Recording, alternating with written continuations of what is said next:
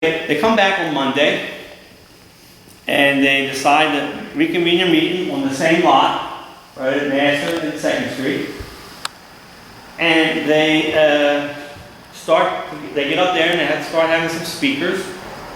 And on the previous Friday, when the meeting got rousted by the Irish Catholic, Louis Levin had just gotten on the stage and just started to speak. Well, come Monday, after one or two speakers, people in the audience were yelling and screaming at them. The Irish Catholics were in the audience as well. Louis Levin got up there and started to speak again to finish his speech from Friday, and a big rainstorm blows in and just starts drenching people. So everybody just breaks up and runs for cover, and a lot of the nativists ran over to the Nanny Goat Market. Now the market was a block long, and on the northern end it had stalls where people would sell stuff, and on the southern end it had more of an open space under brick pillars with a big long wooden roof. The nativists will reconvene under the pavilion. And for the Irish, this was like sacrilege. This is like their market. This is the Irish market. This is their that's the heart of Irish Kensington right there in that marketplace. So the natives went there to the south end and tried to reconvene their meeting. And Levin got up there and was ready to speak. And the story goes that there were some fellas, some Irishmen already waiting in there with their sleeves rolled up. They always say their sleeves rolled up, and I guess that meant they were ruffians, They were ready for action if your sleeve was rolled up. And right across the street, now this is I don't know if you're familiar with this neighborhood. Right now, this triangular lot is the Crane Building. It's like an artist kind of a space, businesses in there. Right there is the Hibernia Hose Company, which is a two-story structure. And it had a big door, to bring the carriage hose in and out, and a little side door to go in, and it had 2 or 3 windows on the 2nd floor. And this was filled with Irishmen, the firemen waiting for some action. So they got it. At the meeting, Louis Levin gets up there, and somebody said, don't you get up there. And the guy goes, you ain't going to do anything. And then they start this banter back and forth. And there's always someone in the crowd who, says, you try anything and I'll shoot you. And he pulled out 2 guns, pistols. And another guy walked down and said, you ain't going to shoot anybody. Well, you know how that works. The guy gets shot in the face. And that was the first guy shot in the riots. His name was Patrick Fisher. He was an Irishman, Irish Catholic. And he was an ex-constable, so he had some stature in the community. People knew him. He was sort of one of the ringleaders. I haven't really been able to identify many of the Irish volunteer fire company. Several of them had been arrested in a previous role that they were in. So I have a couple of the names, but and some of them were in the riots as well. So I imagine a whole bunch of them might have been in the riots. So after Fisher gets shot, then just a big brawl breaks out. About 5, 6 guys on each side and start slugging it out. One story was that one guy had a brick and one guy had a stick, and they were holding each other, just batting each other. And one blow would have killed a normal man, But apparently these guys weren't normal because they were battling it out. and the minute, so all this sort of happens rather quickly, And when they went outside they went outside of the western side of the market over here near this triangular lot. The men in the fire hose company started shooting their guns, and it created a sort of a scramble. And the Irish Catholics who were fighting in the street took off down Master Street, and some of them ducked in some of the houses here, some of them ducked in some of the houses on Master. Again, these look like one big building, but really they're blocks of homes is what they are. And the nativists started tearing after them. This is a contemporary photograph of Master Street, and then this is Germantown Avenue looking north. So as they ran down Master Street, some of them, like I said, went in that jumped into people's yards, and the nativists would then attack that house and smash it up and batter the door in, and even though the guy didn't even live there, he just happened to jump into that person's yard. But the bulk of the nativists raced down Master Street, right here, and chasing the Irish. The Irish made a right and went north on Germantown Avenue. Well, when the nativists turned the corner, there was a whole other second group of Irish, perhaps planned, perhaps not sure, but probably planned, who were waiting with rifles and just let them have it and opened fire on them with a nice volley. And this is when George Schiffler was killed, a kid. Well, I should say that the riots, half the people rioting on both sides were kids, teenagers. You know, much like I've never been to Northern Ireland, but a lot of the films I watch all the Northern Ireland films that are available through Netflix, and there's always crowds of kids in there throwing rocks and stuff, like the Palestinians as well, you know. A lot of kids involved. So Schiffler gets shot right at the intersection of Germantown and Master. And he becomes sort of a celebrity in his death. He becomes the martyr. He becomes the one who was struggling to hold the American flag and touching the ground. He was the one who was keeping the Irish from trouncing the American flag. He's the first nativist killed in this nativist movement, this political movement. And because of that, he becomes sort of a hero. A local hose company, a fire company, was named after him. Some chapters of the nativists in different cities were called the Schiffler chapter. They made, this is a contemporary print that was done. This is an illustration from a book, which is sort of inaccurate. It shows him on a stage. Really, he was on the street.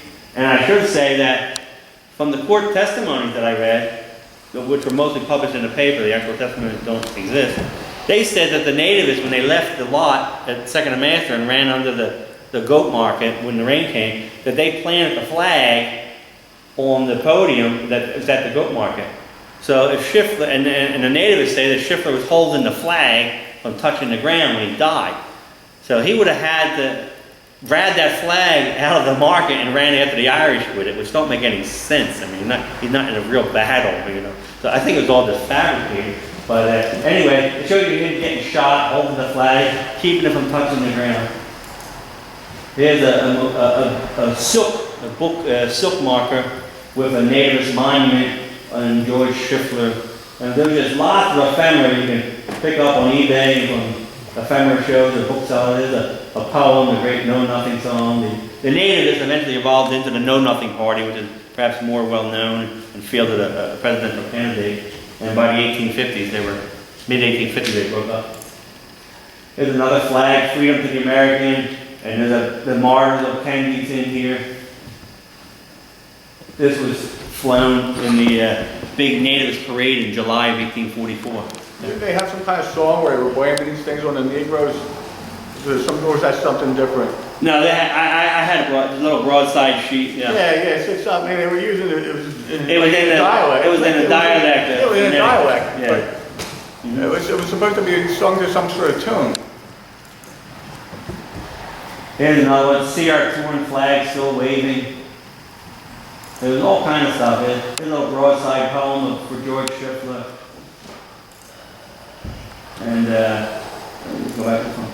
So Schiffler, he becomes sort of this martyr, and I think some of it might have had to do with the fact that he was the daughter of Rebecca Vaughan. And the Vaughan is a book done by a guy named Gower, G-A-U-E-R, called The Vaughan Shipwrights of Kensington. It's a genealogical book.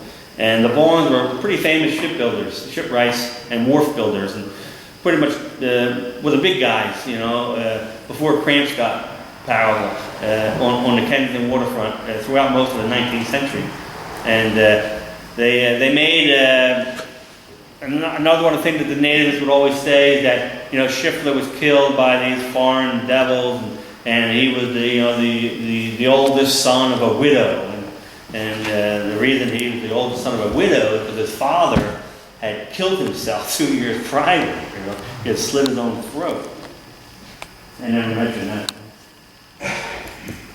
So here is approximately, this is the crane building in modern times, and the host company would have sat right over here. It was about 30 or 40 feet down after this corner structure. These are all contemporary buildings. These buildings were not around at that time. But that's where the hose company would have been on Water Street.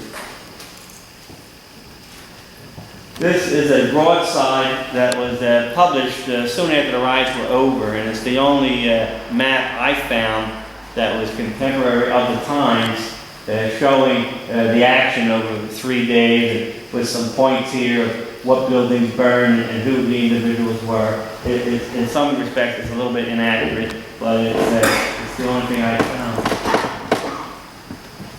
So that first battle, after the Irish had fired at the Nativists, killed Schiffler almost immediately. It took him about a block away, and he died at the apothecary's office. Another guy, Joseph Cox, was shot, died later in the month, and a bunch of guys got wounded at that time. And after that volley, I mean, they weren't ready for this kind of gunfire. They weren't armed. Somebody might have had a gun, but the natives really weren't armed at this point, and they sort of retreated. And that battle lasted about an hour. So if the meeting started at 4, didn't last that long, say somewhere like 4:30, 5:30 on Monday afternoon, it took place. So they went back downtown, and they tended to meet in the State Yard, which was behind Independence Hall. And they, decided to go back to Kensington that night. And they came back up in Kensington just before dark. And they kind of rallied around 2nd and Girard and lit a bonfire. They had several bonfires on Girard Ave. And the real combatants in the riots probably only amounted to like 60 to 75 people on each side. And but the natives had the advantage of having the mob also.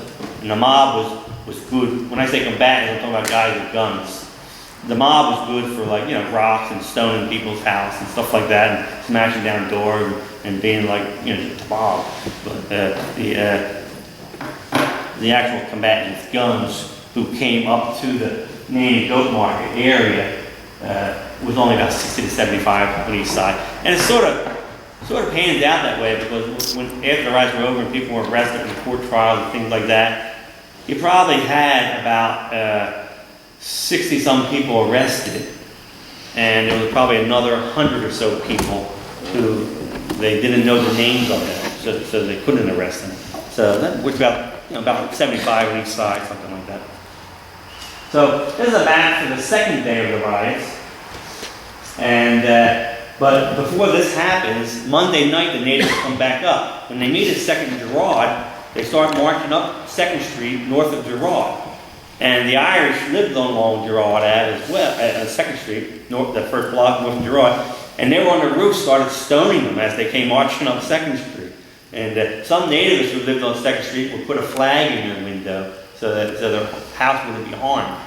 But so the natives had to retreat briefly, and then they reorganized and then rushed these houses on 2nd Street, smashing down the doors, destroying furniture, breaking windows. And a lot of the Irish who had been on the rooftops sort of ducked out the back and got away. But they came up 2nd Street, and they got down here. They're coming up 2nd Street. This is north up this way, right? They're coming up 2nd Street, and they get to the nunnery at 2nd and Phoenix, which is Thompson Street, in the southeast corner. And they rally it. They start, crowd starts building around the nunnery, and the nunnery actually had a fence around it. It really wasn't shaped just like that. And they said they decided to fire the nunnery. Well, there was a novice inside, a young woman, waiting to, in the process of becoming a sister, a nun, and she felt that, no man would ever strike a woman. So she went to the door when the crowd started rallying around her house, and they hit her with a brick, a rock, stone, right in the middle of the forehead and knocked her out. And there was 2 other younger girls in the house with her as well. And a couple Irish Catholic men, brave men, as they're described in the Catholic Herald, they came and rescued the women and took them away, and the mob started to light fire to the fence around the nunnery. But right as they started to do that, across the street at Coors Temperance grocery store, there's a bunch of Irish Catholics on the rooftops with musket and stuff, and they let them have it with a big volley shot. And there's some other guys over here there's a little street here, Haleford today, called something else, and some other guys maybe over here, and they just started letting the natives have it with shot, and 2 natives were killed. William Wright and Nathan Ramsey were both killed pretty much instantly. Well, in that mob was Sheriff Morton McMichael, who refused to call out the posse for this riot because he was outgunned and outmanned. The posse would not have been any use. So he had brought with him General Cadwalder from the militia, the army, guard or whatever. And so they came up just to observe to see if the guard should be called out. And as it was, they happened to be at this location when the Irish shot all the nativists there. And 2 nativists died at this time, and a bunch more were wounded. Yeah, a dozen or more. And the papers are very graphic, where they got shot and where the ball came out, and it's all in the book.